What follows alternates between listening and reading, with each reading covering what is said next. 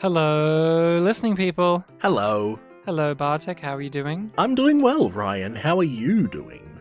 Oh, I am putting myself back together again. Oh, cracking. Oh, Kraken! And just we slap our knees. Yeah. Kraken! Cracking. This is tits. Oh, wow, you said it. You said the thing. You said the word tits. Which makes me think our podcast is called Spit and Polish Presents, because we're both spitting young gentlemen who both happen to be Polish. I thought you said we both happen to be tits or something.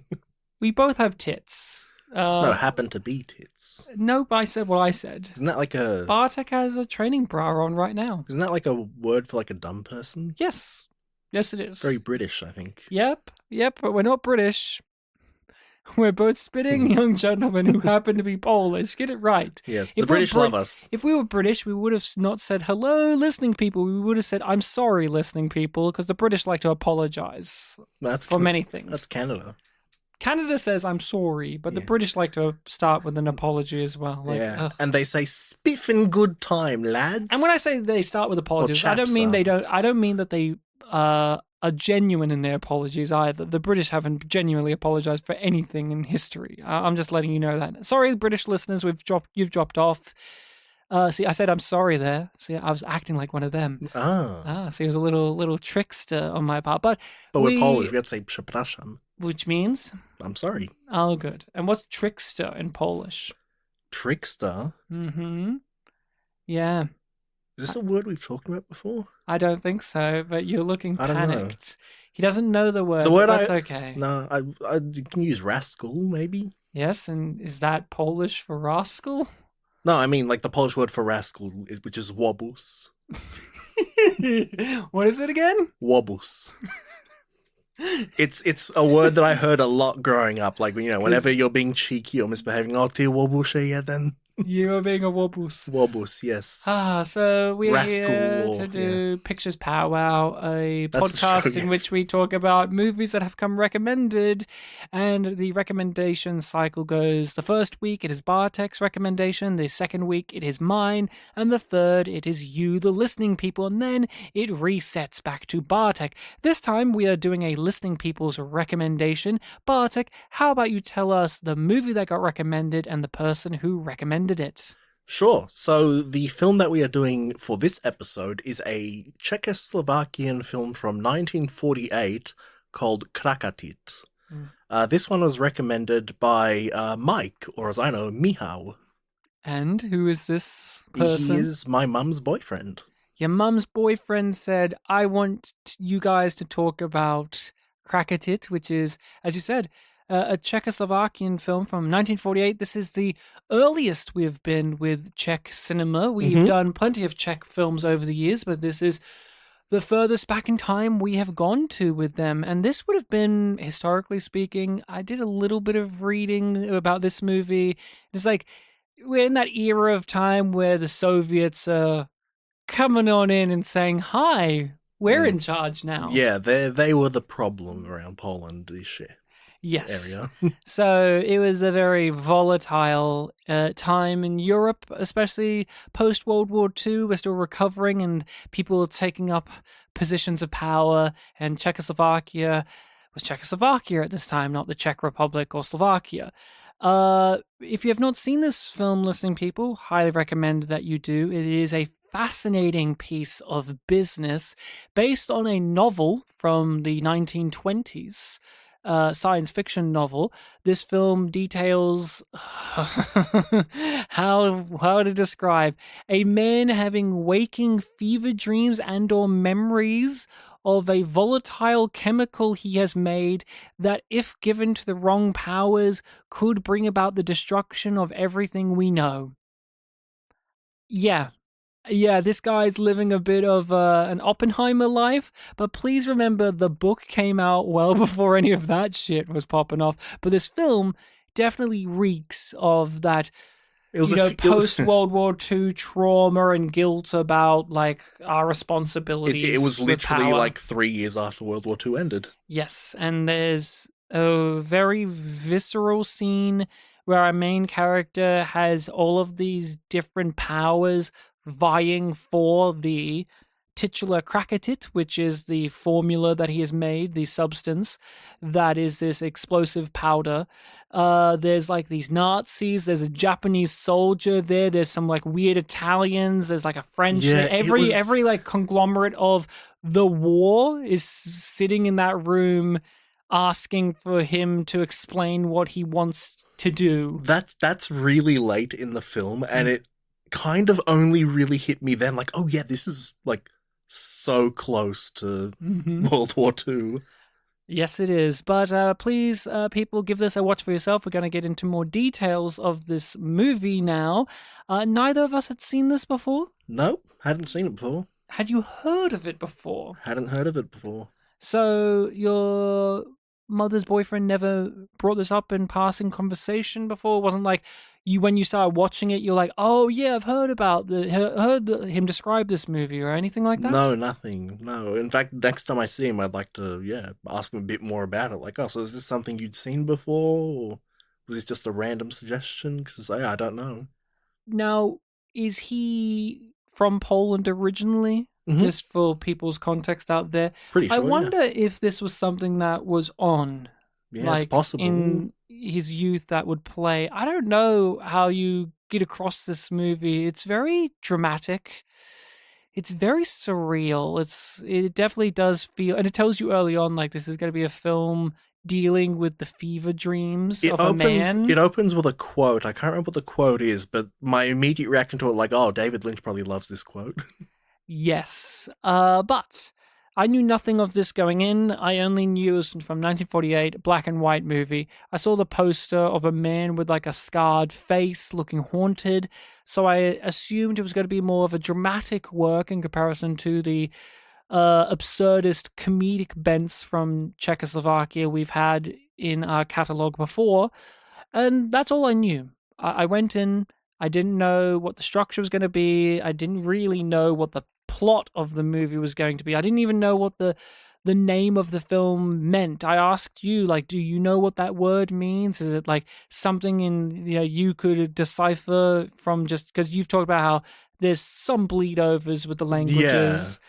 But I was hearing a lot of it in the dialogue in this film. But you didn't know the name, what it referred to. It does have a meaning in the film. Yes, we will discuss. And the meaning, understandably, makes sense for why it didn't ring a bell for anything. Yes, it's a very specific thing. But I went in blind, and I feel like I came out of this dazed. It was very dreamy, as it promised at the front of this, but it did feel very dreamy. I understood parts of it. It's one of those ones in which this is the downside of doing a podcast relatively soon after watching it, because I feel like if I talk about this a year from now, I'm going to have a much stronger and more definite opinion on the film itself than what I have just come out of, which is just like, that was a lot of allotness. There's individual bits I like, there's themes I like, but I don't know if I like it fully because by its very nature, it's not something that it's held together as a whole. It's these disparate elements, these fragments, but I appreciate it. And the film itself, like the way it looks, the editing, the music, the performances, very impressive. Like, I was impressed with just the craftsmanship that was put into this, and it's very tricky to actually pull off what this is going for with this surrealist, fever dream, nightmarish quality, but I think they pulled it off really well. What did you know about this, and what did you feel about this? So basically all I knew was, and I showed you a screenshot of it. I messaged Mihao, just a quick message saying like, oh, hey, next episode we're doing your recommendation, Krakatit. And he responded with 2 messages. One of them was just yay with like a party popper emoji. And then the second one, which was the one that, I thought you'd get a kick out of, was just the like explosion emoji, and then an arrow pointing at it, and then Krakatit. So it's just like, oh, okay. So Krakatit has something to do with this explosion emoji. And boy, was he right. He was, yeah. And in fact, even just seeing the synopsis of the film, like, oh, okay, it's got something to do with explosions, I guess. So did you read stuff going into this, or did you No, no, no. go Just blind? the synopsis, really, and Okay. maybe the fact that it was, originally a novel, like it's an adaptation. But yeah, everything you were just saying before about, how you need more time to ruminate over it, but you were really impressed by it. Like that was actually kind of my exact experience too. Like I'm actually kind of relieved that I'm not the only one walking into this feeling like, oh, I need a bit more time before I can fully grasp it. Because yeah, a lot of the elements that I enjoyed the most in this film were all of like the very surreal stuff, all the stuff where it's doing very uh vague magic realism kind of stuff. For a lot of the film, there's a lot of like back and forth dialogue, which wasn't quite gripping me as much as it usually does in some films. Like we've done some films on this podcast where I've talked about like, oh, I needed more dialogue. I needed, this to be explained a bit more. For this one, it was like, I'm enjoying all the other stuff in this a bit more than, the actual conversations. The dialogue's hard to grab onto, and I think this is by design because we lack a frame of reference and context. A lot of these conversations are had in a way where the characters in the moment know the things that are going on, but we aren't fully aware of it because, is this a flashback? Or is this just a dream? Like, I know most of this is a dream, but there is an element of like, is this a flashback to how he got to the point he's at? Because, again, for those who haven't seen it, we start the movie with a man in the hospital who's been found and he has these cuts on his hands and he's spasming out and they don't know if he's going to survive and he's gone through this horrific event and we are entering his mind. Yep, and that is the framing device of the film. Like, the film begins with that and it ends on that as well. But we don't know if some of these sequences are the flashbacks of how we got to this point, or if these are the anxieties of the character being manifested as a scene. Because we have both, or we may have neither of those, but it feels like we have both of those, and they are shuffled in a way where you have to pick which is your poison for given scenes. Like there are ones that are more obviously a dream, that is the character's central concerns and guilt being manifested, but then there are many of these dialogue scenes where it's like, now did that actually happen? And if so, we aren't given the frame of reference. Like he talks to a friend of his, we don't know who this friend is, but he does. Yeah. So he's talking to this friend and they have these lengthy scenes of like, here's this government agent who's talking to him. It's like, here's this stuff. And it's like, huh? Here are some women that he's talked to who sometimes vanish. Yes. Yeah. And there's also a second kind of mystery thing where it's like, oh, okay, we don't know anything about this character, but we're going to learn about him going forward. All we know is that he's starting off, he's in a hospital, something's happened to him. And the very first thing we see of him in the flashback is that he'd already gone through some other injury that's made him delirious for like the first half of the film. And we don't really get an answer for why that was the case. So it's this double layer of like, what is the cause of both these things? Is it the same thing? Is it separate things? And you kind of mix it up in your head a little bit.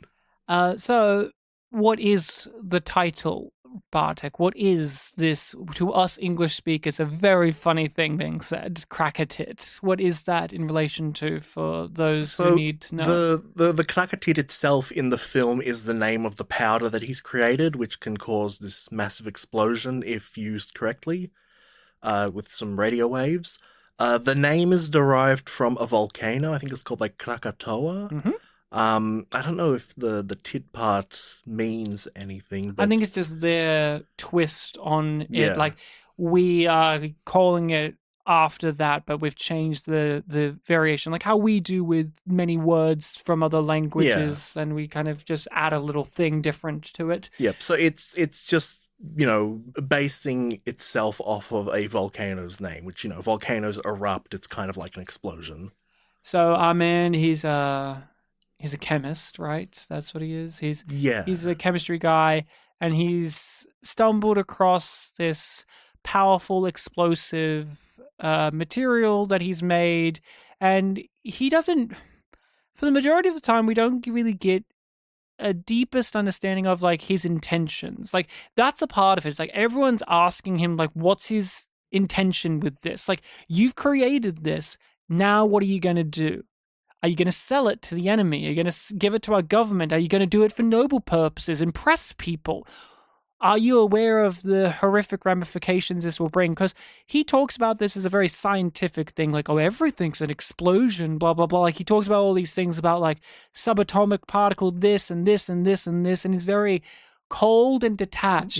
He's a genius savant when it comes to explosions. But as we get further into the narrative and the film and these sequences, it's like his subconscious, or these characters represented through them, twisting the screws on him and trying to get him to realize, almost in like a Christmas Carol type of way, what he has created here and like what horrors it will bring about the world, because he's very flippant about it to begin with. Thinking back, once he starts like not being as delirious, he kind of just wants to be left alone. Yes. And people just keep coming to him because like, we want this Krakatit. A film that this made me think of, this is a comedy film, so this is very different, but it did make me think of it in terms of its structure, was The Secret Life of Walter Mitty, the original Danny Kaye 1940s film, where we have this... Was it the same year? You may be correct on that. Maybe the same year. But about this mild-mannered man who finds himself in this case of espionage, and he's a daydream, and he's these sequences. And it's kind of like how much of the movie is real and how much of it is just a daydream. And this film, we know, well, we kind of know more deliberately, like, what's the real bits of him in the hospital. But even then, I want to talk about those hospital scenes. They also feel dreamy. There's just something about them where it's like the hospital's so wide and barren, and the characters there are speaking in a very stilted but operatic fashion about every detail of these things. And like, we keep zooming up to random objects in the hospital, and then they are the transition points. Like, okay, logically speaking, what does this thing on the chalkboard relate to when we transition into his psyche? Like, in terms of film language, we try to associate a meaning to those things. And since this is my first time, I don't know what the meanings to some of those were in the hospital. Like, okay, we're now zooming in on this knob, and now we've transitioned to a scene of him talking to a princess. It's like, what does this mean filmically speaking? But I don't know yet, but I'm excited to think about it and chew on it. But like, what did you think of like the reality scenes, the modern day scenes, the hospital scenes? Yeah, it was kind of blending together for me. Because we have the doctor and the nurse and him.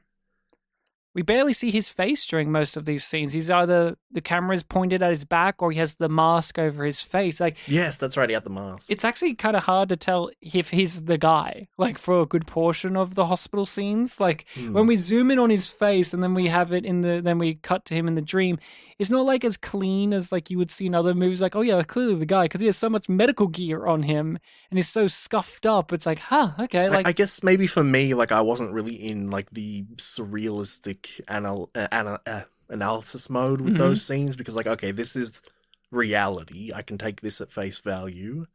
Maybe if I watch it again, I'll change my mind on that. But yeah, it was whenever we had flashback / dream sequence that I was really, kind of thinking through that. But yeah, you are right though. On a film level, there must be some meaning. They're the scenes to me that clearly spell out the moral and or themes of the movie. Like, every time we cut to those are like the tent poles, the flag poles of like, here's what the movie's saying. Like, literally, and this is not a knock on the film. This is of its era, but I really feel like films from the 30s and 40s and 50s, but mainly the 30s and 40s, will end their movie basically having a line of dialogue that tells you what the entire point of the project was, that you just, like, of the thing you just watched was. Yes, yeah. And we get that with pretty much every scene of the nurse and the doctor, where they are commenting on the thing, where it's like, we just watched a vignette, and now it's like we're having their commentary on that, even though they didn't watch it. It's like they're just having an exchange of dialogue, and it's almost like they are talking about, like, what this just meant, but not directly speaking, if you know what I mean. Yes.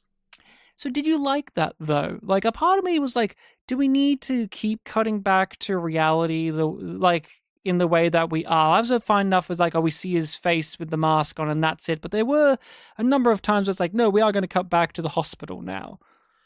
It just really wasn't something that I focused on too much. So I honestly can't really remember too many of their conversations. I mostly remember, the stuff happening in his head. Like when you were talking about the moral thing, I'm like, oh yes, you're talking about the coachman at the end. But no, they had the doctors right after that too. Yes, and she's like, he must have lived a very terrible life and must be processing a lot of grief, but now he's gotten out of it. He has the road of recovery. Is like, yep, that's the message.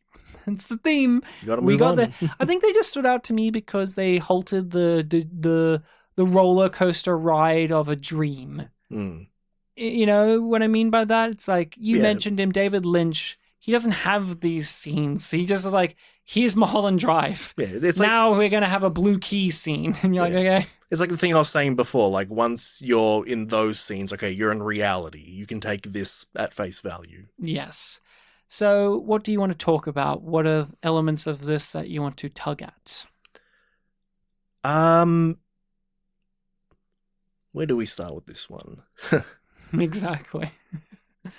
Because it's all over the place. Yeah. But yeah, a film that I kept thinking of throughout it, and obviously very different style, but I was thinking of Gozu quite a bit in terms of like, oh yeah, just all these really weird kind of things are happening where he's got a very consistent character in this film, you know, delirious, trying to make his way through everything, trying to understand why things have happened, trying to just, you know, get his way out of a situation later on. And all of the characters that he meets are very invested in him and the powder, and just using him for their agendas. And it just leads to a lot of very interesting acting and dialogue decisions. Like I remember when he goes to his like little house and the private eye is there. Yeah. And the private eye keeps trying to negotiate with him to, you know, make a deal or sell the powder. I can't remember exactly what it was, but like every single time he said no, that private eye would give a different variation of like, oh, you know what? It's very smart that you said no for this. You're trying to get something else out of this. Here's the new deal. And he would just keep saying no, and he keeps trying to upsell him. And it's just this very bizarre sort of conversation that's going on. Yeah, there's many of those where it's almost like the characters are having two separate conversations with one another and neither of them are communicating across. That's a good one. The whole princess stuff is a great one as well. The main character, whose name is eluding me, was a Prokop? Something like that. I don't speak other language, so forgive my pronunciation. But he's not a... Prokop, yes. He's not... So you talk about him like, yeah, he's very consistent. Like, he's got a problem, he's trying to get out of it, but it's not as if he's a very noble person. No. I just want to emphasize that because that would be the easy way to do this, of like, when you read the description on IMDb, it says like a chemist has an explosion and now he's worried about his friend who has the chemical and he's trying to save his life. I guess that's kind of the pitch, but he doesn't feel as like heroically noble intended as that. It feels like he is just begrudgingly being dragged along from scene to scene. And there are moments where you see this inherent selfishness on his part, or like these more detestable qualities of his character, but they're not like, it's not as if those are the point of the movie in a way. It's like, for instance, with the princess, I was actually taken by this. She was a princess, wasn't she? Yes. I was actually taken by this because I wasn't expecting it in a 1940s film for a start, but we just get a shot of he's just looking at her tits. It's just like boom, just her in the dress. And I must admit, when she came out in that dress, when they're standing in like I can't remember where it was, like a ballroom or something. Yeah, ballroom, or like they're near an outside area, like a balcony or whatever, and we get like the moonlight across. And I looked at it, being a guy, I looked at it and went, oh, that's a nice looking, that's a pretty busty dress. And then the camera has him, and then it cuts to him, and he's looking, and I was shocked. I was genuinely surprised because of when this movie came out, and just like, it was leering, and it was because he is leering at her, and then she becomes this veiled woman thing, and that's a whole recurring nightmare image for him. But I was just taken aback by like, he's created this weapon that's basically the atomic bomb equivalent in this story. Like, Hmm. and he doesn't, for the most part, feel like that what we associate with the Oppenheimer, like, oh, I feel bad or guilty, or like I have some complex about creating this thing. It's more like what you said, which is he's having to deal with many people just trying to talk to him and he doesn't want to be talked to. Yeah. Which, what did you feel about our main character overall and like that kind of approach to our lead? Now that you do mention it, I because we were following him and I was so sympathetic to him for quite a lot of the film, I guess I kind of was on his side, like, oh, stop making him do things that he doesn't want to do. But then as it goes on and you start to see, especially when you get to that scene near the end where, it's all the world leaders just going absolutely crazy over, like, wanting this thing, it really starts to hammer home that idea of, like, oh, look at the thing that you've created and what it's done to people, what they want to use it for. It was reminding me a lot of a video game that we both like, Metal Gear Solid, where one of the lead characters is the scientist who created the giant robot Mm-hmm. that is nuclear equipped. And the reason he did it was like, oh, I just think giant robots are really neat, and so I made one. And then it's all the people who have taken control of it and who are, leading the facility that are like, yes, we're going to use your cool giant robot inspired directly by anime to, fire a nuclear weapon to cause great damage. I keep coming back to these older stories like your Christmas carols or It's a Wonderful Life, which I can't remember when that came out in relation to this. I know that was in the 40s Yeah, I think it was just as before. well. But it's this, in this case, it's like this haunting story about a man who's like, although he's created this like this explosive, like this thing that just goes off, he himself is very inert as an individual, and it's like these weirdly like ghostly premonitions and visions and scenarios that are making him have to confront the fact that he is too content with himself. Like, he's not played by the actor as like this stereotypical egotist at all. He's just played like a very mild mannered where you do sympathize with him. Like, I think a lot of it comes down to his performance is why I'm so drawn in and sympathizing to him rather than the actual character's actions or his belief system, because for the most part he's just like throws his hands up in the air and it's like, I have, I have no intentions with this. I have no agenda. Like, I've just created this horrible thing, but I have like, he has no forethought about it. He's just so in the moment of like, I've created this thing and I don't know what to do about that. But it's that performance. He's so sympathetic. Like, you look at that face, like that face that is the poster on IMDb, and you see why, because it's so expressive. It's just so, it's not just a face, but like his whole body. Like, when they're throwing him around, like he gets grabbed a lot and thrown from place to place, or people are helping him stagger.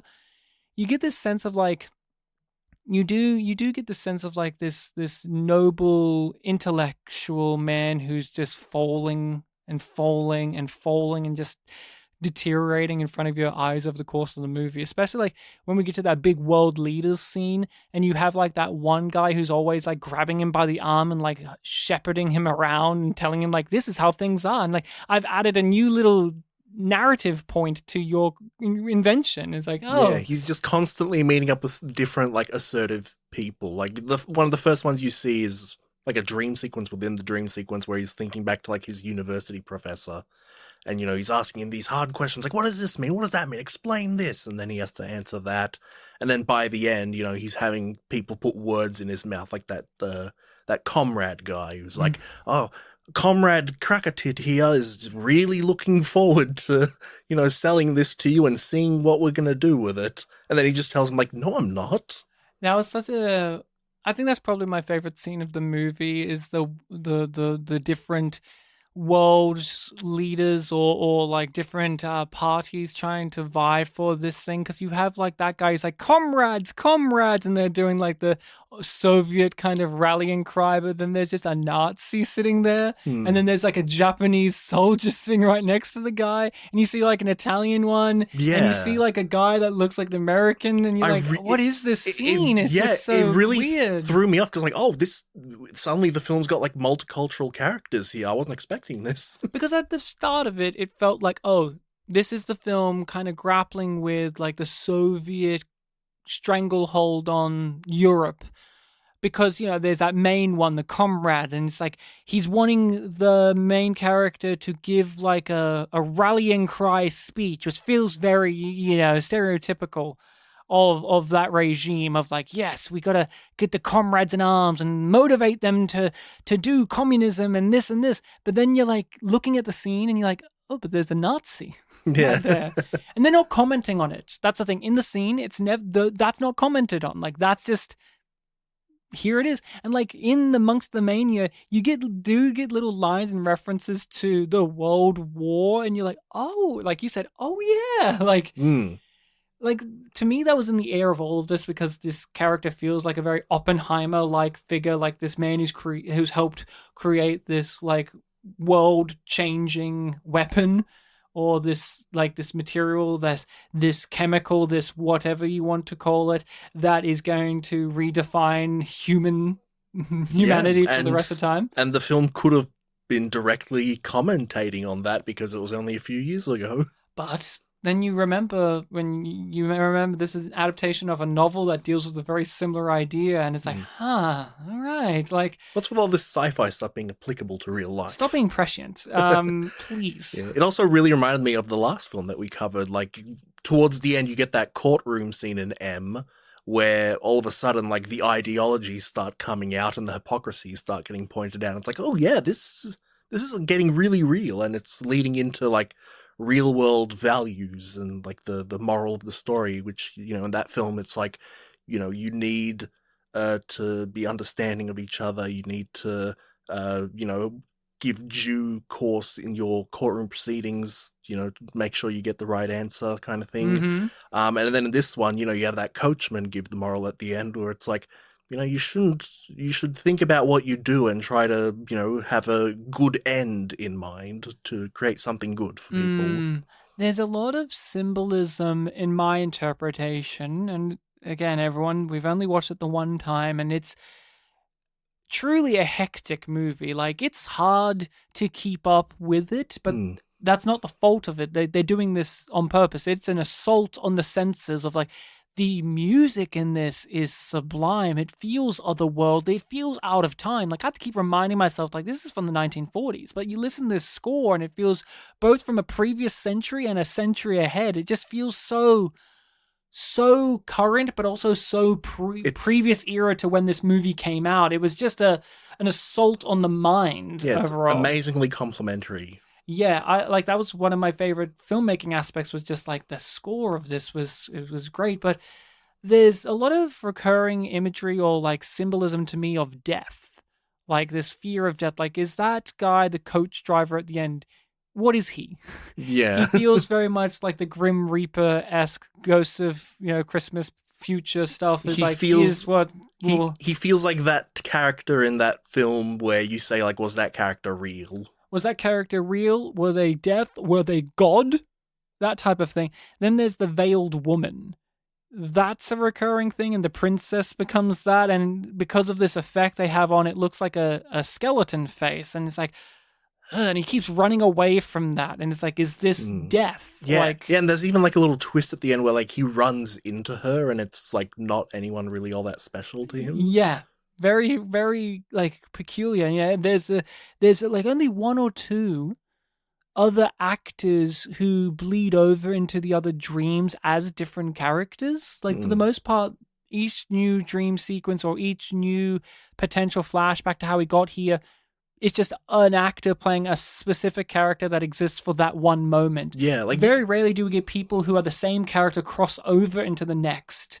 let alone actors who get to cross over into the next dream as other characters. It's not like Bedazzled Yeah. with Brendan Fraser. It's like, oh, see these, or Wizard of Oz, where it's like, oh, the people from the real world are in the Oz land. No, there's only like, to my mind, she's the only one that turns up in other dream sequences. The actress who plays like the princess, she's like in one or two other moments of the movie as other people, and Yeah, that's it. it's weird that the cast keeps kind of like cycling over new. Like I mentioned, the first thing you see in like the flashback / dream sequence is like he encounters an old classmate who kind of drives the entire scenes that they have together because, hey, you're delirious, I need to get you to rest. Like, oh, what have you been doing? Okay, and he like it's implied he steals like the formula and runs off, and the main character's kind of chasing him throughout the whole film, and you're kind of waiting for like, oh, when that character returns, and you never get to see that character again.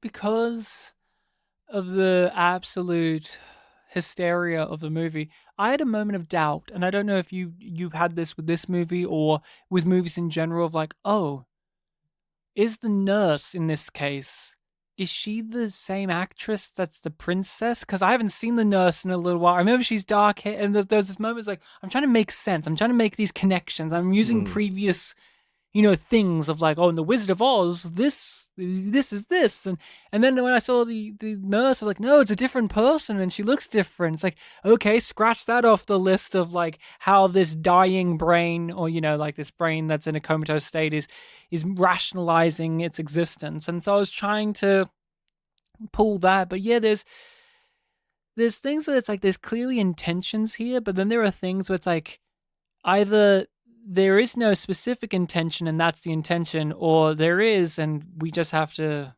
figure it out ourselves. And that's the thing I wasn't really expecting coming into this movie.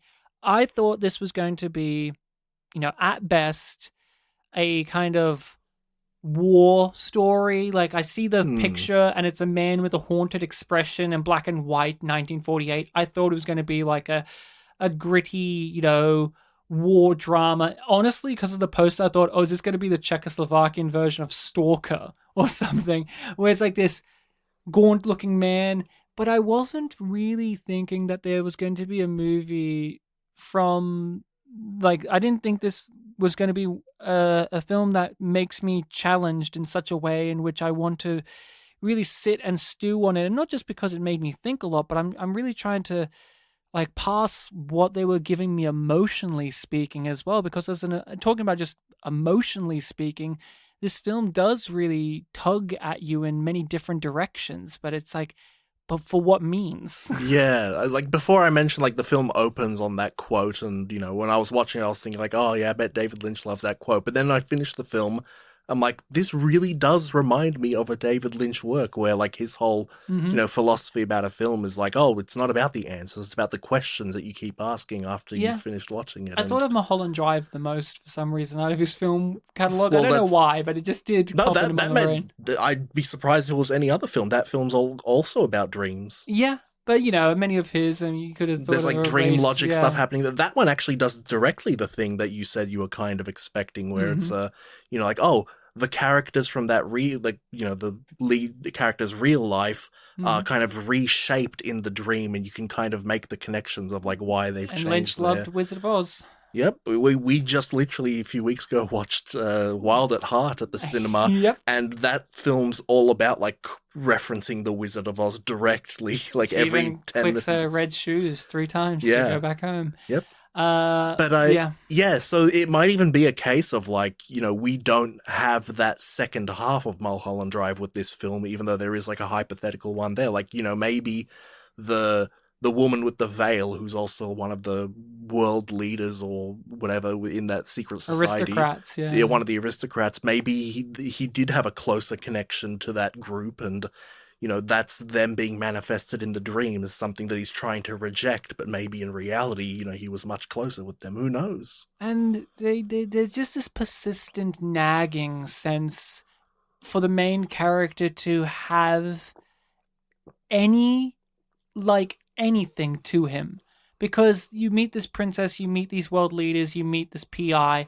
They all have an opinion on the world. They all have a desire. They all have a need a want for the Krakatit, he doesn't have any of those. So what does he have? He doesn't even have that greatly that I've got to save my own skin quality. The description on IMDb is so like misleading because it makes it feel like, oh, he's so worried that his colleague's going to kill himself with this Krakatit. He's got to save him. I never got that sense as a driving motivation of the movie. I got maybe more of a sense of like he's worried that someone else is going to take his work. Yeah, there was and there was also a thing like, why did he lie to me? Like, he said to meet him at his dad's place, but he wasn't there. Did you have an image or a specific like surreal choice that has like stuck with you or just stands out from the movie? For me, it's right near the end when after that scene with like the Nazis and the Russians and all that, he gets dragged away. I'm pretty sure it's after this scene, and he goes to like these snowy mountain tops, and there's just his house replicated up there perfectly. And it's like it's very surreal to look at. Like, just looking at it stuck with me, but all the weird details of like, how did this happen? Oh, it's been here for years. But it's my house. How did you get it up here? It was meticulously crafted. It's like, I don't know, for some reason, that whole thing, but even just that image and this black and white dark thing, you know that's that place. And it just feels weird that this much more suburban looking home or lab is now up in these snowy mountaintops. It just I don't know why that one irked me a lot. I mean, it's a really textbook sort of like, you know, dream thing of like, oh, why is this here? This is not natural. Yeah, that and the princess just turning into a mannequin suddenly. Those were both little moments of like, ooh, this film's like really going for it. What else do you want to discuss about Krakatit? Krakatit? I think there was something, but it slipped my mind now. I could ask you a question about the end if you can't really grapple with other things, because I have a question about it. Question about the end? What makes him wake up again to you? Like, what in his process of grief and pain pushes him to be able to wake up again? Because it seems like he just gets further and further and further into like the concerns and anxieties. Is that it? Like, we get the coachman scene, but that's like another person or himself sitting himself down and saying like, wake up, buddy. But why does that actually do it and nothing else? I guess, you know, having talked about it now over the course of this hour, I kept coming back to the fact that he's kind of like running away and like being in, I guess, a sort of denial about the situation. Like, yeah, I mentioned he seems, you know, want to pursue that friend of his, but also there's a kind of grudge that he has with like, oh, someone stole my powder. I need to get it back. He's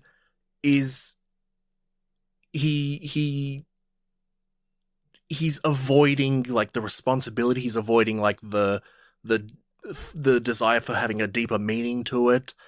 He is just kind of going through the motions, and that scene with the coachman where he gives him like the moral, I guess, would be a scene that rounds out his arc by giving him like a message that you need to have, you know, a moral ground. You need to have something to strive for. And I guess him waking up out of a coma from that would be seen as like, you know, he's found his purpose. He's now woken up. Maybe that kind of sort of symbology. That's kind of what I gravitated towards as well. Another thing I just want to at least, you know, muse on is, why does this film have such a palpable, powerful sense to it in which it knocks us back on our feet so much, in which we both came in saying like, I feel like I need more time to really soak this in and process it. Like, what about this film has that to it? That's a good question. Yeah, because I'm honestly still kind of deciding if I like it or not. Yeah, because there were, you know, a little embarrassed to admit this, but there were a couple of points where I paused the film, went onto the Wikipedia page just to read like the plot summary, thinking like, would I miss a little detail? But like I would read up to the point where I'm like, no, I understand all of this. Like not missed a single thing. So it is, I guess, just a sort of desire to be like, well, I want to understand it. I feel like, there is something here. I don't want to just dismiss it. I won't, and I don't want to dismiss the original source material. I'm actually interested in looking at it because this film touched a nerve with me so much so where I'm like, I would be interested in checking out this original novel to see what that style is like. But since I haven't looked at that I will say this still. I think a part of why it sticks out so much is because it's such a singular vision. It's uncompromised. You start the film and you get that text, that quote that tells you like this is what you're in for, and it never lets up. There's something about it that feels out of time. This source material is talking about an idea that we would see come to light in real horrifying ways 20 years or so later. Here's a film a couple years after that. It's doing it, but it's got all of this stuff that feels like it's prescient.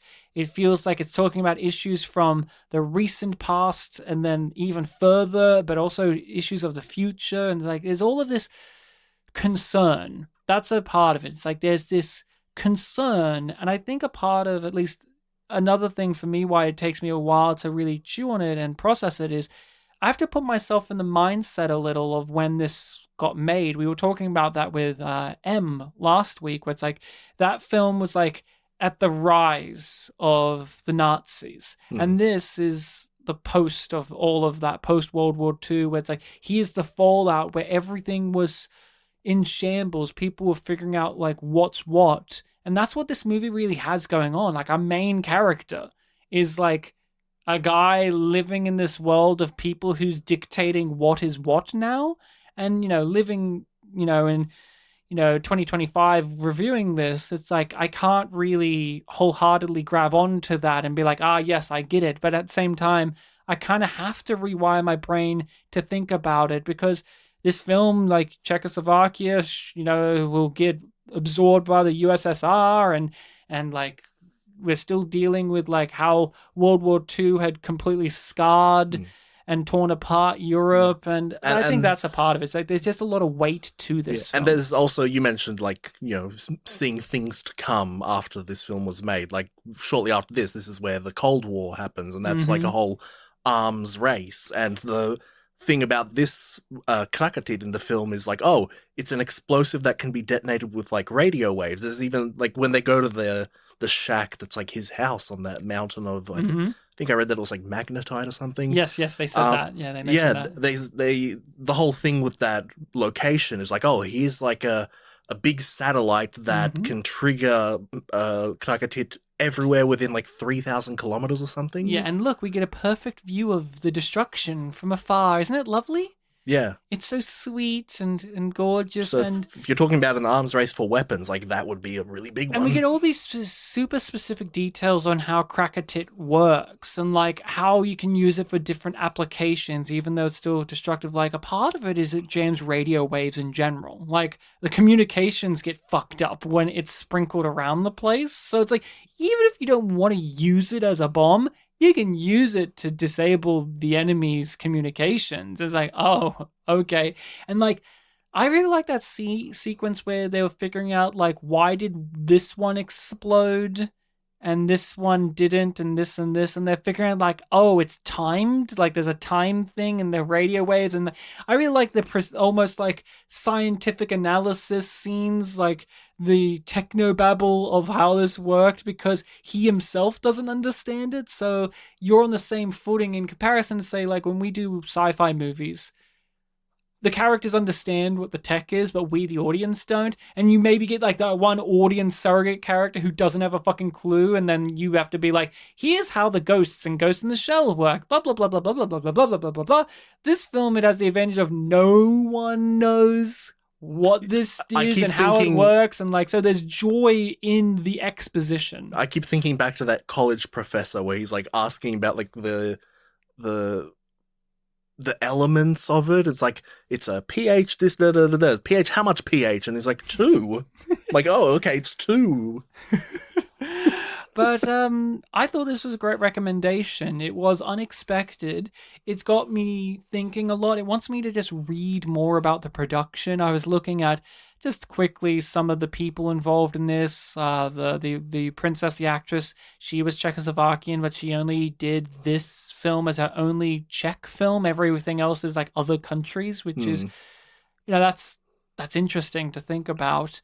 The director of this has done a bunch of other things, but one of the assistant directors of this movie went on to be a well-known Czech director. He did, I'm pretty sure he did Tomorrow I'll Wake Up and Scold Myself with Tea, which is a movie we did, and yeah, he did a beloved Czech sci-fi TV show called The Visitors. Like, it's kind of interesting to think about that because we're familiar with like the Czech film landscape in the 60s and 70s.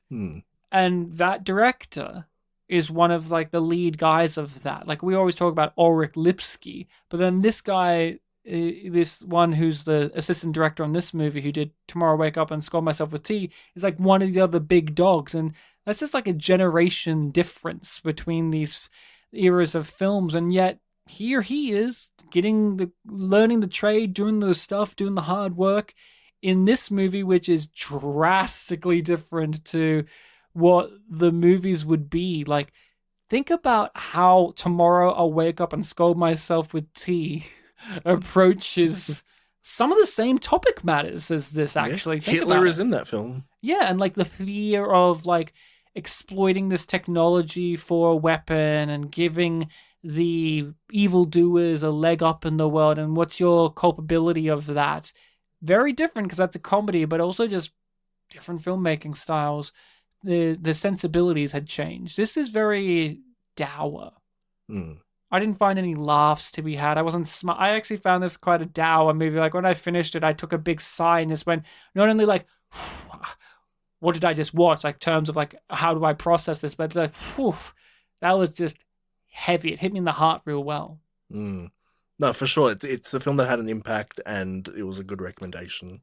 So we both recommend this. We both say, give this a watch. I would love if you do get to see the person who recommended this and you hear more information, if you will bring back some of that to the podcast and let us know, because I'm curious of like, what his thoughts are and like how he came across this and why this was a recommendation and all of that that juicy stuff. Yeah, just anything from him about this would be great. Do you know much of his film tastes in general? Film tastes? No, not really. I know more about his music taste than film. Here you go. Thank you so much for the recommendation. Listening people, you can give us your film recommendations.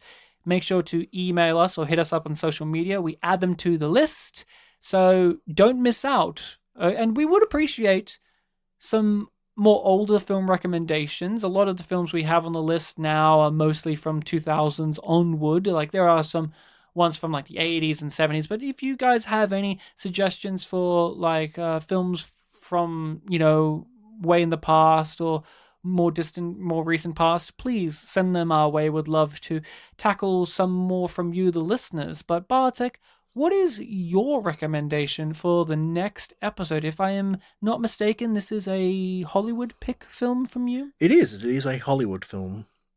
So it's the word old is relative. We've done some really old films this time. This is an old film, but like not that old. It's from 1987. Oh, not that old indeed. Not that old. No, it's only 6 years older than us.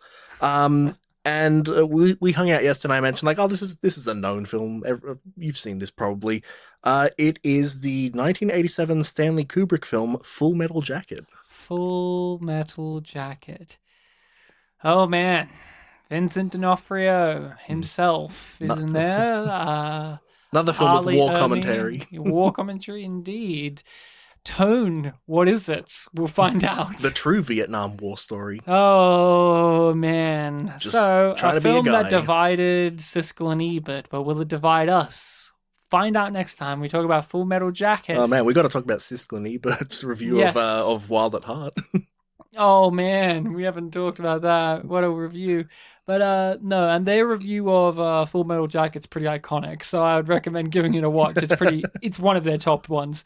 I personally think the Blue Velvet one's the best in terms of like their disagreements, but this is, oh boy. So we'll be back with Full Metal Jacket next time. I actually have 2 copies of Full Metal Jacket. I've got one on DVD and one on 4K. So we'll see how it all looks on the new one. I haven't watched it. Rachel gave me that for Christmas, so that's nice. Maybe I'll borrow the other one then. Yeah, why not?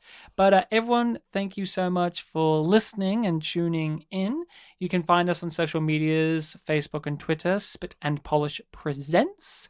You can rate and review the podcast, share it around with everyone you know, and the email address, if you want to contact us more directly, is... Yep. So it's spitandpolished@gmail.com. Spitandpolished@gmail.com. Those socials, everything in the description of this episode is available to you for your convenience. But until next time, listening people, remember to be kind to each other, or else you'll be put into a medically induced coma. Woo. No. That's too... Stop. That's too heavy. Guys, just sit back, relax, and crack a tit. That's one of those ones where Bartek had it planned before we started, I feel. I think I basically said it before we started recording, didn't I?